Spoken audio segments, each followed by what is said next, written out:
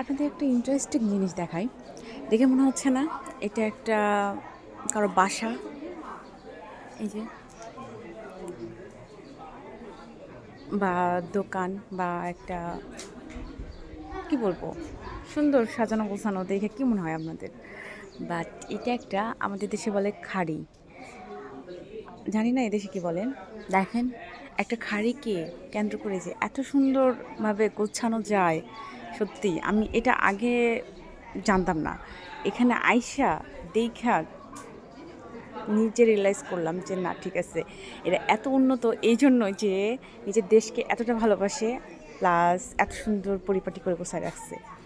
দেখেন, যতদূর চোখ যায় এইরকমই সেম।